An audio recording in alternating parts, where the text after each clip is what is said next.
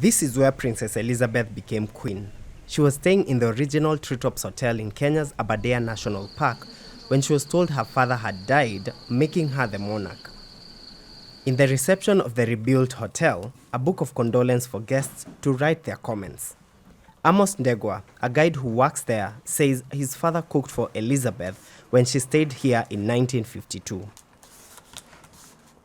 Queen was very talkative to the cooks, waiters, and they could always call all the staff around who were working in the hotel and then get them together and give them a tip. And they were very happy. When the staff are given money, then they go and help their families. So they were very happy and they liked the Queen very much.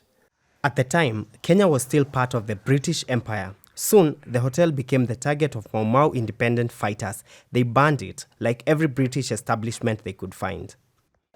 It is here at the Treetops Hotel in Mount Kenya that Queen Elizabeth learned of her father's death, and that immediately ushered her into her new role as queen.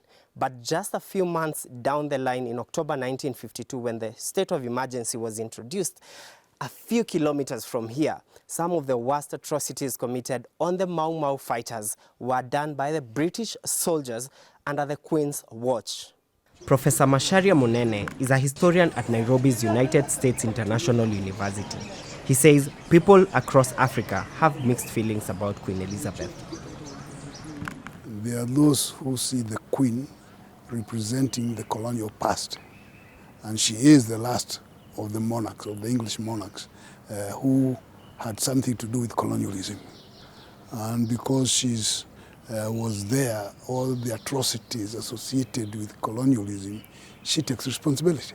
People do not have hostility towards Elizabeth as a person. The hostility is towards the system she represented. She did not create it, she inherited it. Today's Kenyans have many different feelings about her.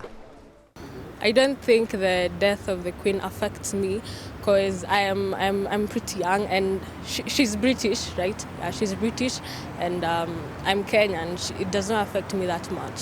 She balanced against all the turmoil that was going on in the world and birthed not only her nation into a new century, but also African nations like ours. Well, for the British to apologize, I feel apology is only a word. If you really want to apologize, there are so many stolen artifacts in the British Museum. Give it back to us.